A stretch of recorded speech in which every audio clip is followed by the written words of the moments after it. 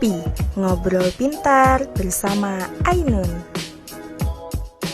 Hadir bersama Harian Warna ID mempersembahkan tayangan talk show yang beredukasi, menginspirasi, serta merelaksasi. Bincang santai bersama Ainun mengupas tuntas informasi teratas dan tanpa batas. Saatnya yang muda berkarya, aktif, kreatif, dan inovatif.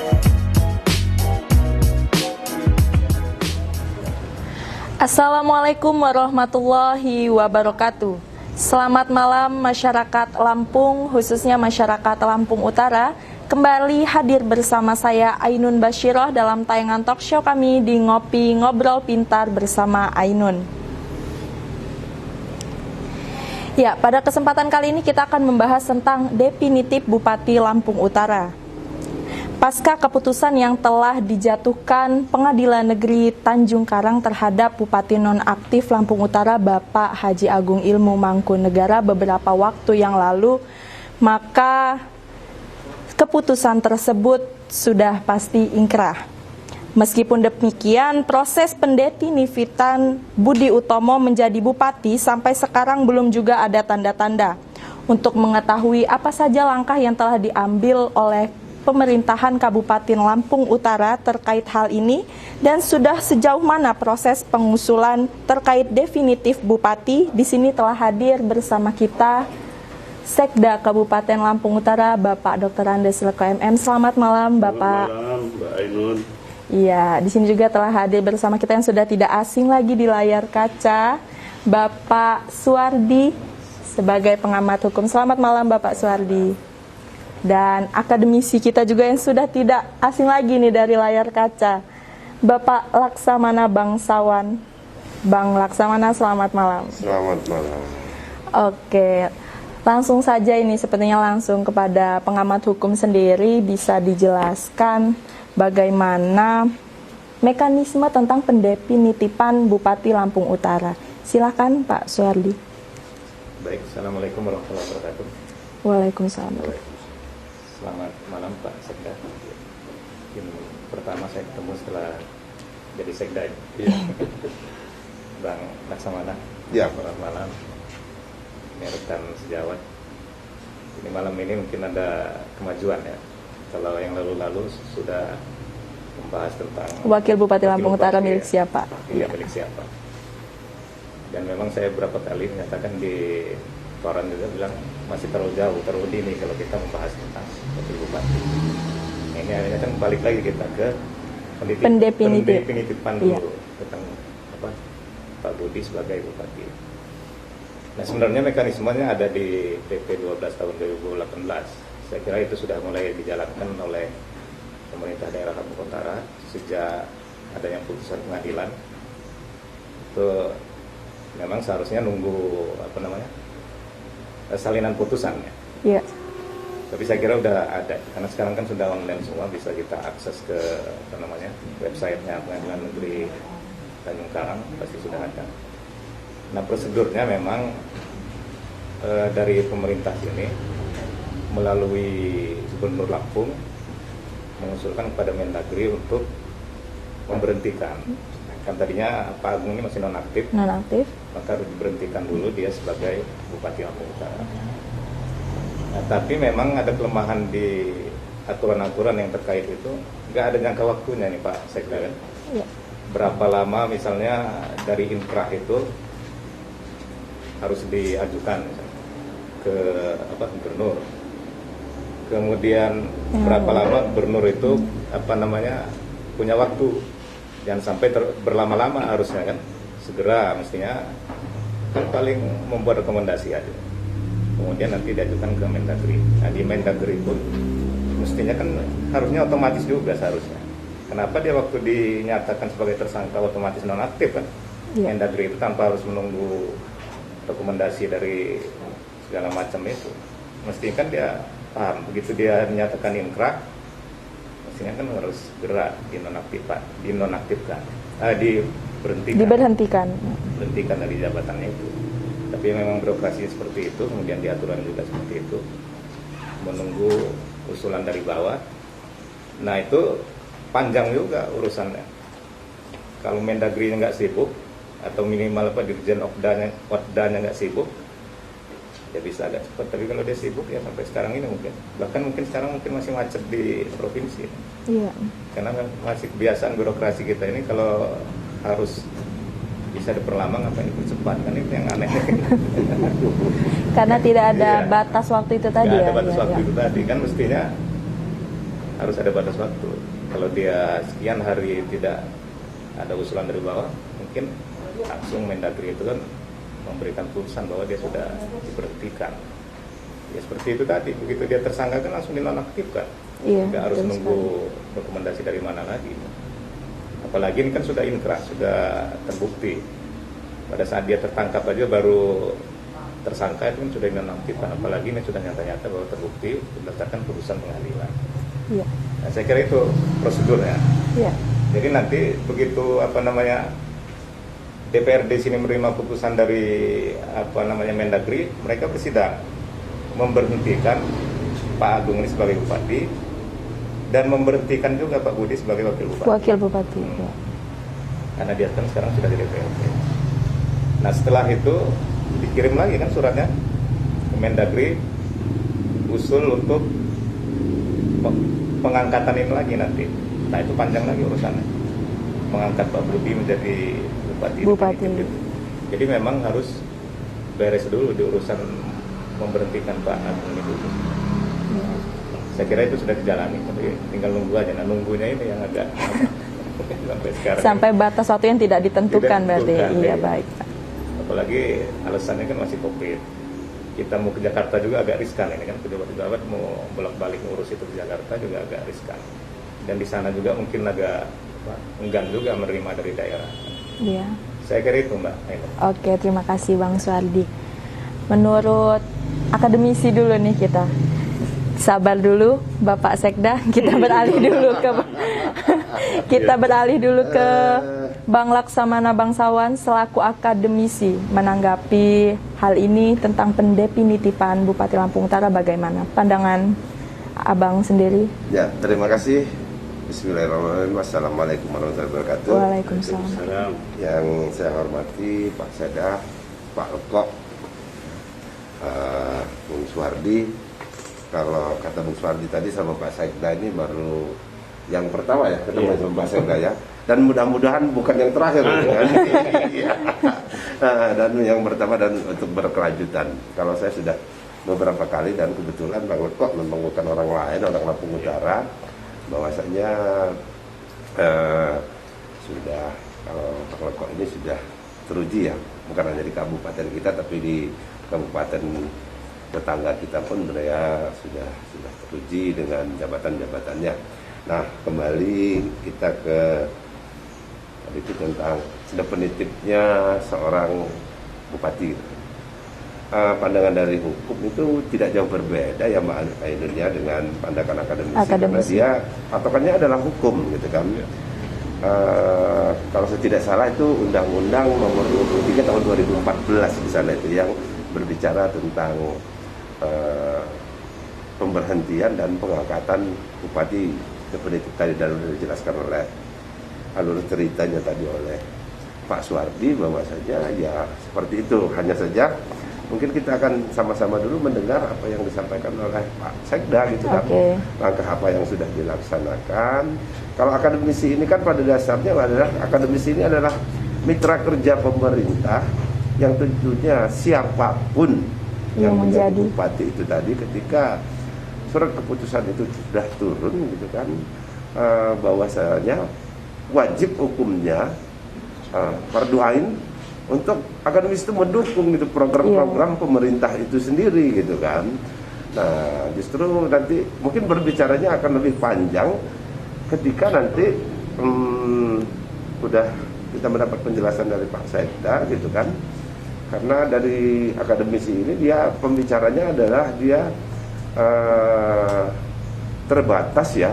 Karena saya berbicara sebagai akademisi ini kan bukan berbicara sebagai orang yang berpandangan gitu ya, orang yang berpandangan atau pengamat suatu politik atau pengamat suatu kebijakan daerah, tapi dia adalah undangan malam ini kebetulan Bang Lekok, Bang Suwardi, kita diundang sebagai akademisi, jadi berbicaranya sebagai akademisi. Akademisi, Apapun oke. bentuknya ya undang-undang itulah tempat kita patokannya, acuannya, gitu kan. Acuannya seperti apa, ruang kerjanya seperti apa nantinya kan. Karena akan sangatlah lengkap sebenarnya kalau kita berempat tadi, kita bertiga ya, berempat sama Mbak Air. Kalau memang DPR juga hadir sebenarnya harusnya pada malam ini, karena mereka yang akan membahas dan mereka adalah nanti leading sektornya yang akan terkait dengan pengangkatan, pemberhentian dulu ya, pemberhentian dan pengangkatan penitipan bupati itu tadi kan.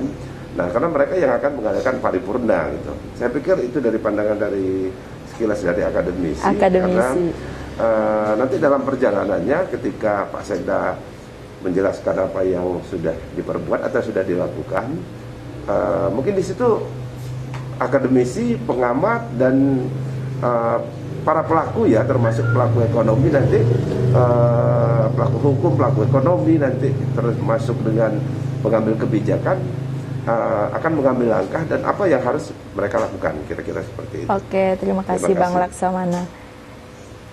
Itulah tadi jawaban dari seorang akademisi, karena pada hari ini Bang Laksamana diundang sebagai akademisi. Bang Laksamana ini diundangnya macam-macam ini Pak. Kadang akademisi, kadang tokoh adat, kadang tokoh masyarakat.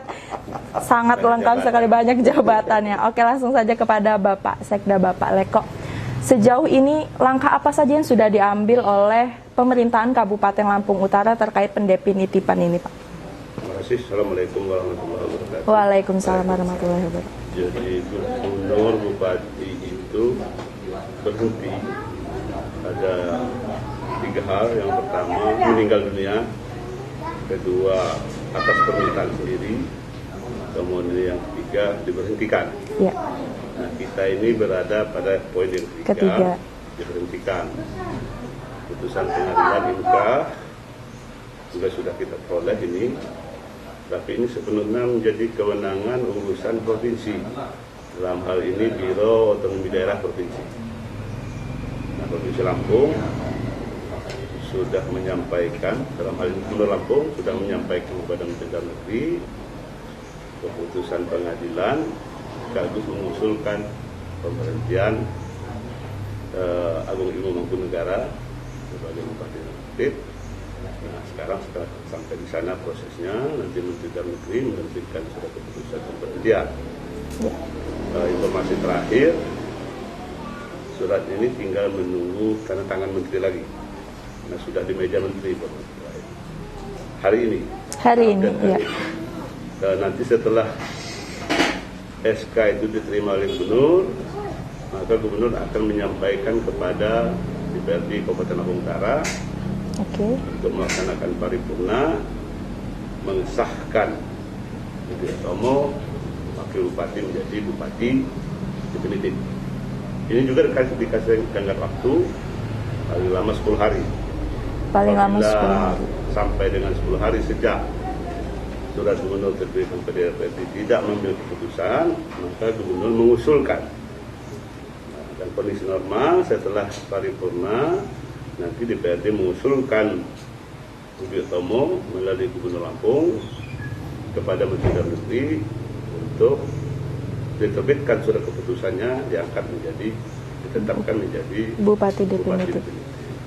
Selanjutnya baru Gubernur Lampung melakukan pelantikan. Jadi upaya kita sampai dengan hari ini sudah sampai kepada pengusulan pemberhentian Agung Ilmu Mangkunegara. Kita tunggu, maksudnya memang pekerjaan menunggu ini pekerjaan yang paling tidak mengenakan. Perlahan namun pasti ini tetap kita juga upaya supaya, karena ini sudah merupakan bukan hanya kebutuhan kawan-kawan para akademisi, para praktisi hukum, tapi juga kebutuhan masyarakat Lampung Utara. Masyarakat Lampung Utara. Kebutuhan kami aparatur sipil negara di pemerintah Kabupaten Lampung Utara ini. Iya. Tentunya lebih cepat, lebih baik. Demikian. Oke, terima kasih Pak Sekda. Oke, pemirsa, kita akan kembali lagi setelah jeda pariwara berikut ini.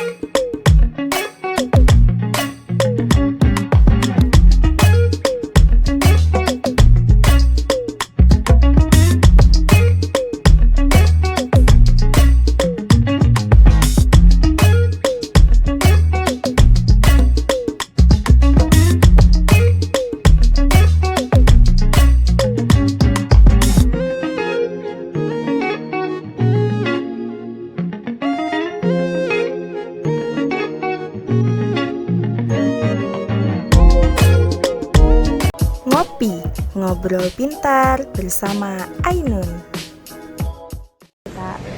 Oke, kembali lagi bersama kami di Ngopi Ngobrol Pintar bersama Ainun. Tadi sudah dijelaskan oleh Bapak Sekda, Bapak Leko tadi tentang bagaimana upaya yang sudah dilakukan pemerintahan Kabupaten Lampung Utara terkait pendefinitifan Bupati Lampung Utara ini. Sudah dijelaskan pula bagaimana mekanismenya tentang pendefinitifan oleh pengamat hukum dan akademisi, tadi sudah memberikan pandangannya sendiri. Sekarang yang ingin saya tanyakan adalah bagaimana harapan ke depannya setelah pendefinitifan ini. Harapan kepada Bupati Lampung Utara nantinya. Oke, langsung saja Bang Lak. Ya. Kayak tebak-tebakan ya pada mikir siapa dulu. Harapan. Jadi kalau harapan bicara sebagai dari sosok pandang seorang akademisi gitu ya. Ini sangat berharap yang sangat besar dengan Pak Budi ya sebagai bupati yang akan didefinitifkan, kemudian Bang Leko yang baru beberapa bulan, karena Lampung Utara ini sangat butuh gitu kan orang-orang seperti Pak Leko, Pak Budi, artinya yang sudah berpengalaman di birokrasi untuk membenahi birokrasi yang kebetulan, bukan kebetulan ya, kita juga musibah kali ya. Kita mendapatkan musibah bahwasanya kepala daerah kita tertangkap OTT. Ya. Nah, kita tahu sejauh mana kemampuan Pak Budi mengelola Lampung Utara kalau pada saat dia pernah jadi kepala dinas DP2KA, asisten, kemudian dia juga pernah menjadi kepala dinas pendidikan, bahkan kesehatan, tempoh hari sempat BLT gitu kan. Terakhir dia menjadi wakil bupati, artinya dengan kemampuan kecerdasannya ya kita bawa saja. Ini harapan yang sangat kita junjung tinggi untuk birokrasi itu. Kita tidak mengkhawatirkan gitu kan dengan kemampuan dia, ditambah lagi oleh seorang sekda, seorang Leko yang jabatan terakhir itu kalau nggak salah asisten 2 ya Pak Leko yang di Lampung Barat ya. Nah kemudian kedua-duanya juga putra daerah gitu kan. Nah ini yang kita harapkan bahwasanya putra daerah yang membangun Lampung Utara ini ke depannya. Kita koridornya, kalau tadi saya sering dibilang sama Mbak Ainun, Pak Suwardi tadi, Pak Sekda, kadang bicara dari masyarakat adat gitu kan, karena pandangan saya itu banyak dari masyarakat adat kalau kemarin kan ini dari akademisi. Yang sampai hari ini ya Pak Suwardi ya masih jadi sekretaris aptisi Asosiasi Perguruan Tinggi Swasta gitu kan. Kita berpandangan bahwa untuk pemerintahan kita nggak khawatir, sekalipun sampai sekarang Satker itu masih banyak yang PLT. Harapan kita ketika dia sudah definitif nanti kan bahwasanya nantinya ini dia bisa mensegarkan kembali satker-satker yang kira-kira macet gitu kan. Bukan kebetulan karena hari ini ada yang ditahan oleh kejaksaan ya sebagai tersangka, tapi memang itu kasus sudah lama gitu kan. Tapi hari ini finalnya gitu kan, finalnya dia di sana. Nah ini yang kita harapkan seperti itu, bahwasanya dengan pengalaman Pak Leko, Pak Budi gitu kan, cenderung kita malahan berpikir, kalau kemarin kata Pak Suwardi tadi, dia berpikir bahwasanya untuk wakil bupati itu masih lama. Memang masih lama, tapi selangkah lagi setelah definitifnya Pak Budi, dia akan berbicara ke sana gitu kan, berbicara ke sana. Nah yang menjadi permasalahan di Lampung Utara ini kan sisa-sisa daripada proses hukum yang ada ini yang menjadi kita repot itu kan, karena saya berikan contoh aja, akademisi memandangnya bahwasanya sisa proses hukum kemarin itu bahwasanya di Lampung Utara ini secara otomatis anggaran akan terganggu. Para pelaku ekonomi yang kita sebutkan tadi itu bahwasanya akan melaksanakan pembangunan itu sendiri jika uangnya memang tidak ada atau mengharapkan hanya dari pusat gitu, anggaran pusat yang dikucurkan dari pusat, sementara PAD kita sangat minim. Nah ini yang kita repot gitu kan.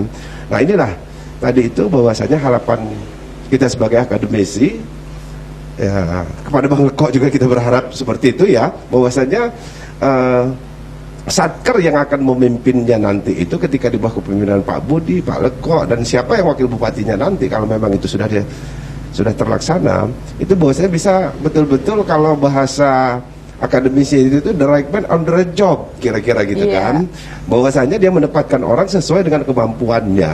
Nah itu yang kita harapkan seperti itu, bahwasanya kedepannya artinya orang-orang yang ada di Lampung Utara itu bisa meningkatkan pendapatan asli daerah kita. Apa sih ada yang bisa digali di Lampung Utara? Kemudian saya tidak meragukan apa yang ada sekarang seperti masuknya Pak Lekok gitu kan, membantu Pak Budi ini kan. Kalau kemarin itu kita anggap bahwasanya Pak Budi ini seperti kerjanya itu kan meraba-raba karena dia kaget kali kan, begitu kaget pimpinannya tertangkap OTT, kemudian investor yang mau masuk ke Lampung Utara pun akan ragu gitu, atau akan takut untuk membangun rumah untuk masuk ke Lampung Utara.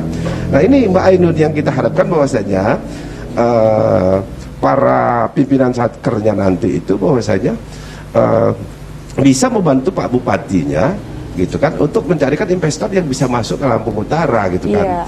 Bagaimana melihat anggaran-anggaran yang ada di pusat yang bisa tersalurkan, yang bisa masuk ke Lampung Utara, itu harapan kita.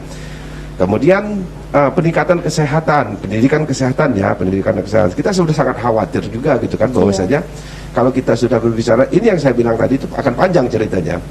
Ketika kita berbicara pendidikan, bagaimana dengan kita yang di kota aja kerepotan gitu untuk beli kota, terus bagaimana mereka yang di desa gitu kan, untuk pendidikan. Untuk kesehatan begitu juga gitu kan. Kesehatan ini kita selalu ditakuti dengan isu-isu COVID lah, inilah, itulah dan sebagainya. Itu yang perlu yang kita soroti, bahwasanya ini yang harus diperbaiki dulu kan.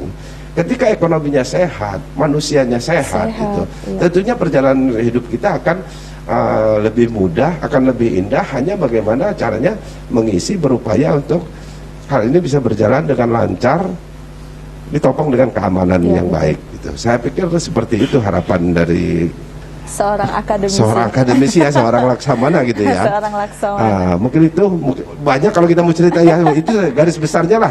Ekonomi, kesehatan, pendidikan itu dulu yang pertama gitu kan. Kesehatan dan pendidikan. Ya, itu yang saya sampaikan, itu yang harus diutamakan terlebih dahulu ya. Oke, saya berikan langsung pada pengamat hukum Bapak Suardi. Silakan Bang Suardi.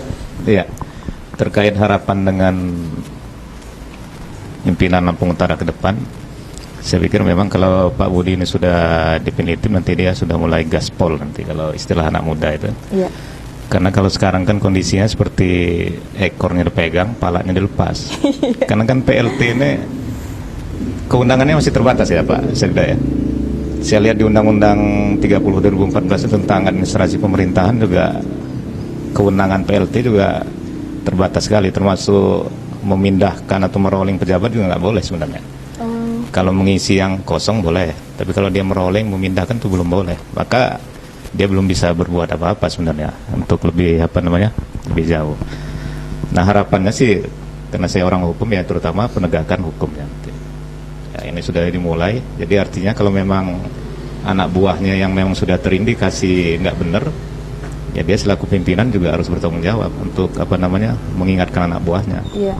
Minimal dia memberi aba-aba, kalau memang nggak mau ditangkap ya menyerahkan diri atau mundur aja gitu. Iya. Ya kan biar jelas ya. Harus tindak tegas.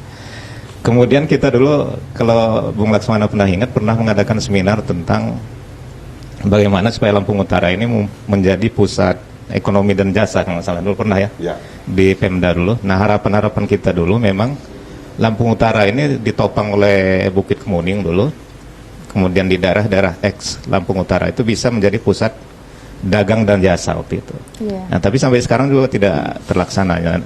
Mungkin nanti dibantu oleh Pak Lekok yang mungkin nanti di birokrasi dalam untuk membenahi itu, kemudian keluarnya itu yang harus dipikirkan. Bagaimana bisa mewujudkan, karena dari segi sumber daya alam juga nggak ada, Lampung Utara ini yang potensial kan agak sulit. Nah potensinya ya bidang jasa dan perdagangan itu ya. Kemudian ada potensi-potensi lain, misalnya di bidang perikanan misalnya sudah mulai tumbuh kan di daerah atas sana. Nah itu mesti kan disupport, jangan sampai dibiarkan saja. Jangan sampai ketika ikannya banyak yang mati baru pemerintah turun. Jangan-jangan baru kaget kalau di sana banyak ikan, kan banyak yang mati kan. Nah ini kan perlu seperti ini misalnya, perlu pembinaan di bawah-bawah itu, karena itu tadi kita menggali potensi Lampung Utara ini apa sebenarnya, sudah habis semua ininya. Paling mengharapkan dari pajak retribusi kan, yang sekarang yang menjadi andalan. Sebenarnya ada juga potensi lain misalnya pariwisata. Nah untuk mengakses ke daerah wisata juga sulit, karena infrastrukturnya juga susah. Jalan mau ke sana itu mobil berhenti jarak sekian kilo, kita jalan kaki baru nyampe air terjun ya kan. Iya. Seharian dulu kalau mau pasir putih mungkin hanya nyampe kita, mau ke air terjun baru setengah hari baru nyampe, padahal di Lampung Utara. Nah itu perlu dipikirkan infrastrukturnya. Nah jadi saya kira itu ya kalau dari harapan saya. Kemudian meneruskan kebijakan-kebijakan pejabat lama yang memang bagus atau baik. Karena kebiasaan kita ini kalau ada pejabat baru dia ganti program lagi. Padahal belum tentu pejabat yang lama itu programnya nggak benar. Tapi kalau diteruskan, maka pembangunan itu kan akan berkesinambungan. Yeah. Jadi kebiasaan-kebiasaan itu ya dihilangkan lah. Jangan sampai supaya dia terlihat hasil pembangunannya dia robah. Ini. Yang patung yang tadinya nggak pakai sarung disarungin misalnya. nggak menyentuh ke ke masyarakat langsung ya. Jadi saya yakin nanti kepemimpinan ini, nah kemudian pejabat-pejabat yang ada itu jangan berada di balik meja aja, dia mesti mencari peluang-peluang apa yang ada di provinsi, apa yang ada di pusat. Apalagi dia bisa memanfaatkan anggota DPRD provinsi yang memang dari Lampung Utara. Apa program provinsi misalnya yang bisa dibawa ke Lampung Utara. Ya. Seperti apa misalnya perlu proposal ya bikin proposal misalnya. Apalagi Lampung Utara misalnya akan kembali mengembangkan lada katanya. Nah saya dengar ada lada dari Brazil itu yang cuma sekian bulan langsung bisa berbuah. Nah ini mesti dikejar kan? Iya. Karena dulu Lampung Utara ini atau Kota Bumin terkenal dengan daerah penghasil lada. Iya. Bahkan mungkin mendunia dulu. Nah sekarang sudah ganti singkong semua. Nah itu mungkin akan dikembalikan lagi potensi itu. Iya. Nah jadi pejabat-pejabat itu ke provinsi, ke pusat, dia harus mempunyai channel-channel atau lobby-lobby ke sana, ya. Tapi dengan cara-cara yang tidak melanggar hukum juga, ya. Supaya dia aman lah kira-kira gitu. Mungkin itu Mbak Ain. Terima kasih Bang Suardi. Langsung kepada Pak Eko. Ini bagaimana Pak tentang pendefinitipan ASN itu sendiri? Iya, silakan Pak. Terima kasih Mbak Ainun. Berkaitan dengan pengisian formasi jabatan yang sekarang ini sedang lowong, ini erat kaitannya dengan status bupati kita masih PLT. Karena ketika dia PLT, dia tidak diperkenankan untuk melakukan mutasi dan promosi pejabat, kecuali atas izin Menteri Dalam Negeri. Berarti birokrasinya cukup panjang. Oleh sebab itu, kita sudah menyusun rencana ini semua. Harapan kita begitu setelah definitif ini langsung action. Iya. Kita akan mulai dari pejabat struktural 3 dan 4, kemudian berkaitan dengan pejabat eselon 2 untuk mutasi itu harus didahului dengan job fit, uji kompetensi. Kemudian untuk mengisi formasi yang kosong itu kita akan ada ujian seleksi terbuka melalui panitia seleksi yang profesional di Provinsi Lampung. Ini semua sudah kita agendakan. Seketika setelah definitif mungkin ada kejutan ini. Iya. Bahkan saya pernah ngomong sama Pak Budi, kalau bisa Bapak hari ini dilantik, besok langsung pelantikan setelah 3 dan 4. Kita buat kejutan seperti itu. Karena terus terang saja ya secara detail mengganggu tidak, tapi memang sedikit ada hambatan ketika pejabat ini masih berstatus PLT. Iya. Kalau ibarat kendaraan ini setengah kompling dia, jadi prodonya habis, asap aja yang keluar, suaranya besar, tapi kecepatannya enggak. Iya. Tapi nggak apa-apa, mereka ini kan abdi Tuhan. Justru kita harapkan sekarang ini kita lihat ini sekaligus melihat sejauh mana mereka bisa sudah pantas belum untuk duduk di eselon 2, iya, dan pantas belum pada akhirnya nanti untuk ikut seleksi terbuka. Saya 3 hari saya dilantik, saya sudah kumpulkan semua pejabat eselon 2 dan termasuk PLT itu seperti apa yang sampaikan saudara kita tadi praktisi hukum Pak Suardi, saya minta mereka untuk keluar lepas dari simpang Propau sebelah sana. Nah, tunjukkan merahmu. Sebuah pemerintah pusat sana banyak sekali kue-kue itu yang belum bermerek. Iya. Silahkan saya beri toleransi seminggu 2 minggu, silahkan Jakarta, tapi tetap menggunakan ketat dengan standar kesehatan. protokol. Inilah mereka lakukan. Saya tantang, kalau kalian memang hebat, memang pintar, memang jago, tunjukkan merahmu. Benar. Bukan berkutat sebelum simpang Propau. Iya. Nah, gaungnya sebelum simpang Propau, begitu lepas dari simpang Propau sudah seperti apa namanya, daun yang layu. Nah, saya minta supaya gagahlah keluar ke sana gitu. Cari apa yang bisa dibawa untuk Kabupaten Lampung Utara ini. Alhamdulillah ini belum kelihatan sih hasilnya, karena ini semua kan kita dibatasi oleh tahun anggaran. Di 2021 paling nanti akan kelihatan. Terus terang saja, seindah apapun mimpi kita, rencana kita sangat tergantung dengan kemampuan keuangan. Betul. Lampung Utara ini, kalau lihat dari struktur APBD-nya, memang kita termasuk kabupaten yang belanja untuk digunakan untuk pembangunan itu kecil sekali. Kenapa? Karena pegawai kita sekarang 8.000. Wow. Ya, 8.000. Jadi untuk belanja pegawai itu hampir kurang lebih 900 miliar dalam 1 tahun. Besar sekali Iya. anggarannya. Beda dengan beberapa kabupaten, walaupun APBD-nya sekarang 1,7 triliun. Beberapa kabupaten yang lain itu pegawainya sedikit. Saya bandingkan saja daerah yang saya tinggalkan, Tulung Bawang Barat itu Tulung Bawang pegawainya Barat. cuma 3.000. Jadi dia punya kemampuan keuangan itu cukup lumayan. Walaupun PAD-nya kecil. Kita ini sudah PAD kecil, pegawainya banyak. Iya. OPD-nya juga banyak. Namanya induk yang sudah melahirkan anak dan punya cucung sekarang ini. Yaitu Tulang Bawang, Lampung Barat, Wekanan, dan melahirkan cucung, Tulang Bawang Barat dan Usuji serta Pesisir Barat. Prinsipnya kalau orang tua ini menderita nggak apa-apa, yang penting anaknya maju. Anaknya gitu. maju. Tapi nggak apa-apa, kita nggak perlu pesimis. Potensi sumber daya alam kita cukup bagus, potensi wisata kita juga cukup bagus. Tinggal bagaimana kita ditantang untuk berimprovisasi dalam situasi seperti itu. Biasanya orang itu berpikir ketika dia sudah kejepit. Ada pepatah Melayu mengatakan bahwa rusa kepepet di hutan, pohon dadap dipajak. Jadi orang-orang biasanya, orang-orang tradisional kita, orang Lampung ini, kalau anak tua itu biasanya dikasih warisan, karena yang banyak dan melimpah. Sehingga kecenderungan hidupnya menjadi malas, menerima dan membelanjakan. Yang sukses itu anak bungsu, karena nggak dikasih harta warisan. Dia selalu berimprovisasi, berusaha untuk paling tidak mempertahankan hidupnya. Gitu. Saya lihat ini ada geliat, sudah ada geliat sekarang ini, di masing-masing sektor sudah ada geliat. Kemudian investasi juga sudah ada tumbuh. Saya memantaunya di perizinan, ada beberapa pengusaha yang sudah mengajukan perizinan, bahkan ada beberapa usaha perumahan yang sudah memasuki kota Bumi ini. Berarti mereka memandang kota ini punya prospek.